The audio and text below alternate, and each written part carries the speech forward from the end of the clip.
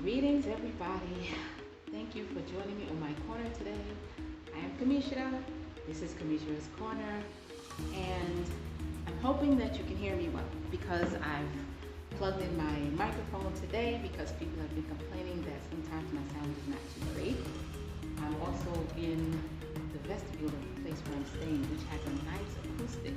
So I'm hoping I'm getting a really, really good sound. But why am I recording a video today? Because today I wanted to come to you and talk to you about shea butter. Why shea butter? Well, because that's what I do. I make handmade products, I make soap, and in my handmade products and in all of my soaps, I use shea butter. So I want to talk about shea butter because I'm in Ghana. And I had the opportunity to go up to the north and visit with the wonderful women up there who actually make the shea butter.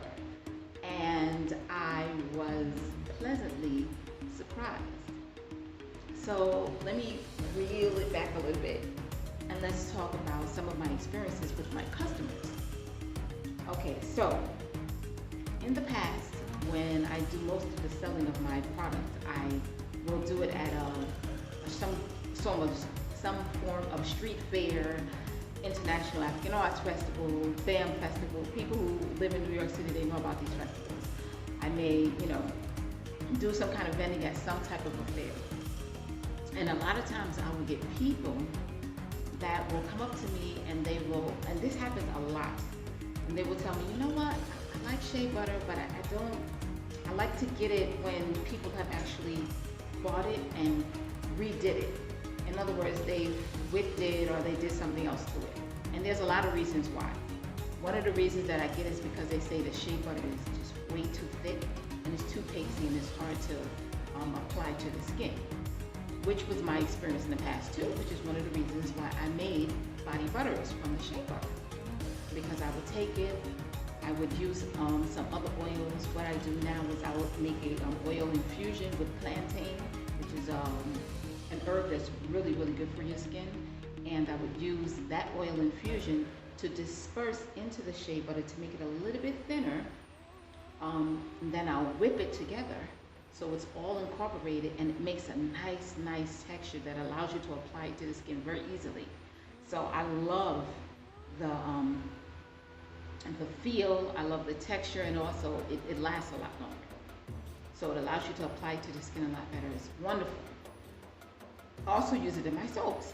I use it to help super fat my soap. But another one of the comments that I would get from my customers were, I don't like to get the raw shea butter because I find that it irritates my skin.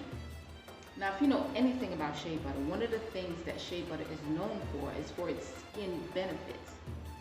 So when you have a product that's made specifically for its skin benefits, for the healing effects, and then you get some people, and not one, not two, but many people over the course of the years that say, when I get raw shea butter, it irritates my skin,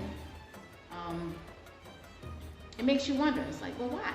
Well, when I use it, one of the things that I notice when I buy raw shea butter, which I do all the time, I buy the raw shea butter because I don't want to get it processed. Because through the processing, a lot of the skin benefits are taken out or destroyed because of the processing that's done to clean the shea butter. And so I like to get the raw shea butter and I'll clean it myself. And so I'll tell my customers, I would tell my customers, well, when you get raw shea butter, I was like, I don't use raw shea butter just so. I always take it and I will melt it down under low heat so that it doesn't destroy the skin benefits, the healing properties of the shea butter. And then what I'll do is I'll filter it out. I'll filter it out several times to clean out the particulates.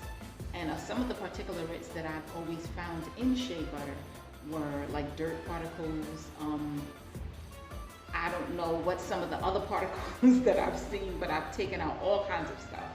I've even seen bugs sometimes. And I'm like, well, okay.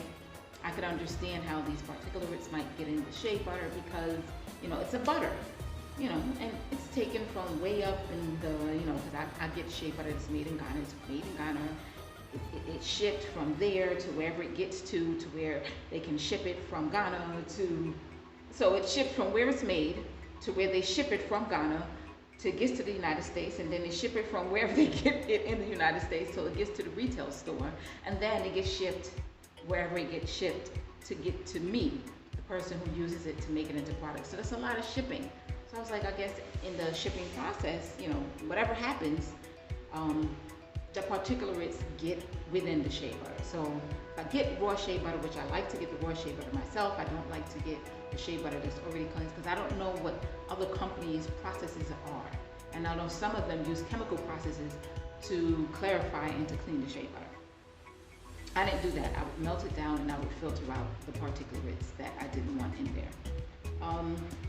But then I come to Ghana.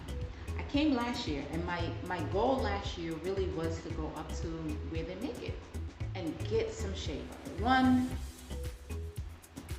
when you get it directly in Ghana, you're not, you know, paying the middleman fees. You're the middleman, so you're cutting out the middleman fees and cutting out the exceedingly costly shipping fees because I'm going to be bringing it home myself.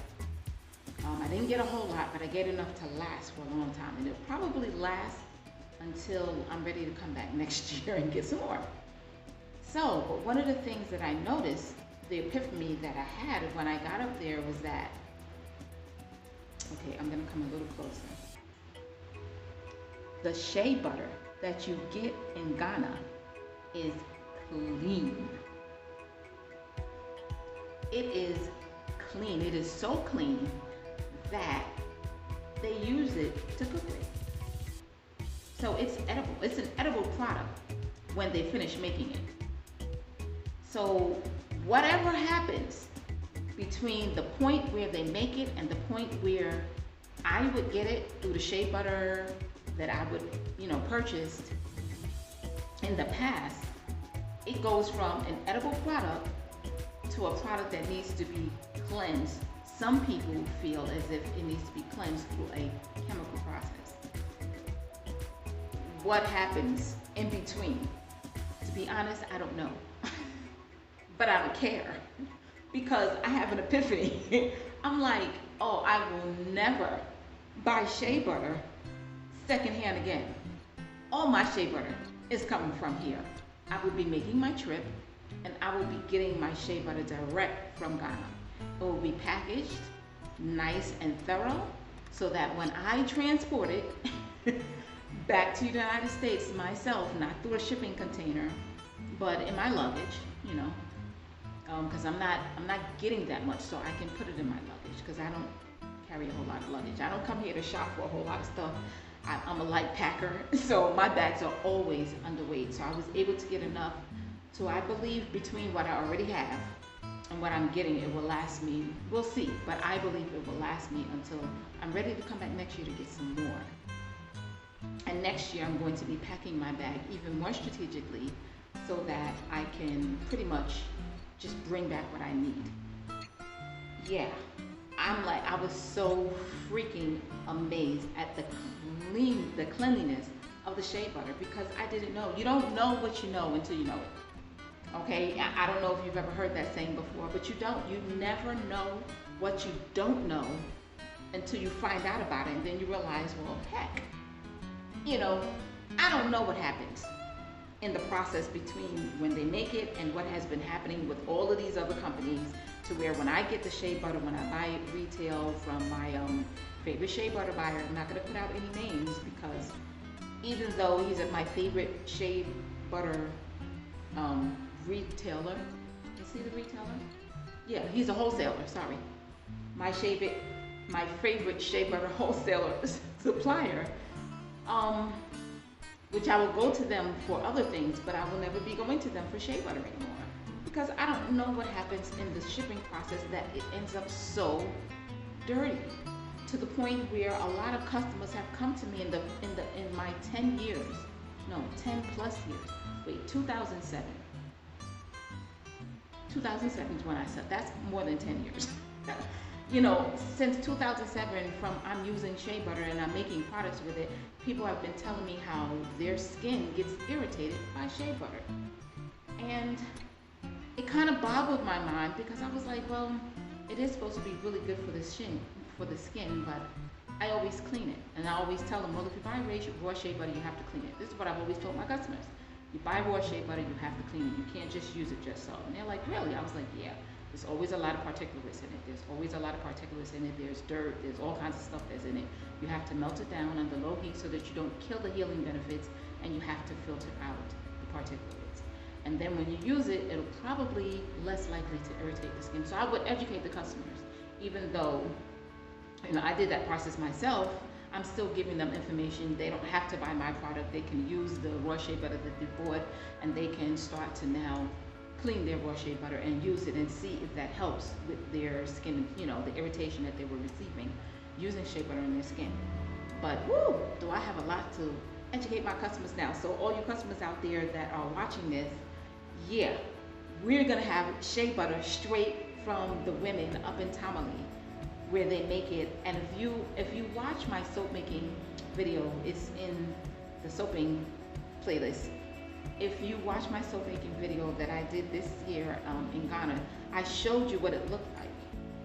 And when I get home, I'm gonna find some of the shea butter that I've used in the past, and I'm gonna show you the difference. It even feels different. So whoever purchased the shea butter in Tamale, they may actually do something to the shea butter to stretch it out, because it doesn't even feel the same. It doesn't look the same. And I'm convinced that it's not the same, that they do something to it before it even gets to those, my favorite wholesalers back in Brooklyn. I don't know who does it. I don't know if the wholesaler's doing it. I don't know if the people who are selling it to the wholesalers doing it. But there's something that's changed. It's different. It's not the same shea butter. It's not the same texture. And I don't know if it's because of the climate. So when I get back home, I'll be able to look at it under the climate that I live in, so I can see, okay, does it harden up? Does it change? And I'll be able to educate you, but I will be letting you know, I will be updating you, I will be keeping you, my customers, informed. But I already know you will be having an even higher quality product from Sensational Touch. Scented herbal body butters and our Sensational Touch skin and scalp hair moisturizers that use that same shea butter, and our handmade soaps, because we will be using the shea butter from Ghana, which is immaculately clean, which has all of those skin benefits that they talk about, and which actually feels different. I think something is happening before it gets to us when you buy it secondhand like that. Never again. I'm not doing it again. So just look forward to getting a higher quality product from me. I'm excited. I hope you're excited, because I'm excited. And when I'm gonna do one more soap making video while I'm here, and I'm gonna be showing you this shea butter. It's amazing. And they use it to cook with. So when people go and get the shea butter from these ladies, and I did also a video not only on my making the soap, but I did a video at the shea butter processing place. I didn't get the chance to film them making it because it was during Ramadan and they just weren't doing that kind of heavy work. It's a lot of work that's involved with making shea butter. But they did talk us through the process and show us the different areas and different things that go on with making the shea butter. And then they showed us, you know, some shea butter that was just freshly made and that was being freshly packaged. And that shea butter is clean. And yes, it is an edible product. And I've made fun of, not made fun of, but I have talked about, you know, handmade product makers that, you know, say, oh, my products are so pure that you can eat it. And I'm like, listen, you don't break open a package of your shea butter and eat it, because in the States, no, you don't. You don't eat your soap, you don't eat your lotion, you don't eat you don't eat these products. So, you know, I've always said, yeah, it's a marketing ploy, which I really don't like to use. And it is a marketing ploy, and I still stand by those words. However, they actually eat the shea butter. And that's not a marketing ploy. They eat it. There's a YouTuber on YouTube. You can go over to their channel. I love this channel. It's called African Power. African Power channel. You can, you know, go on YouTube and search it. And no, I'm not, in cahoots with them.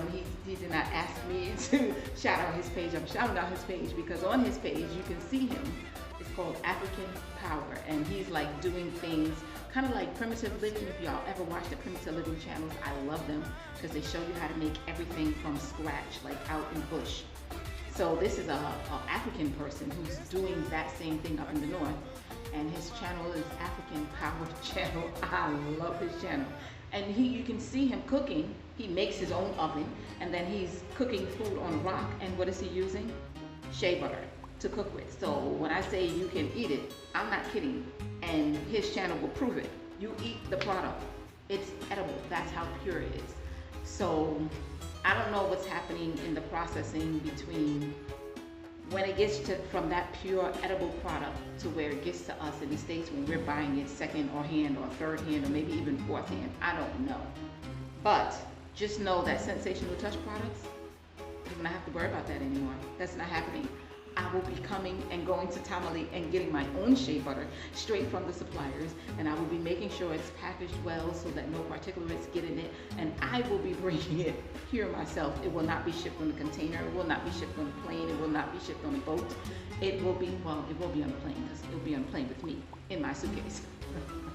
I will be having it in my suitcase and bringing it back. Listen, I've gotten my bubble bursted. I'm amazed, and I had to share this with you. So yes, today's video was about shea butter. I hope you appreciated this information. I hope you're looking forward to our new formulas with our new, well, it's not a new formula, but our old formulas, but with a new product straight from the ladies in Tamale. Great edible shea butter will be in your handmade products, your handmade sensational products. I'm excited. I can't wait to get back, only because I want to make products so that you can see the difference. I'm like excited.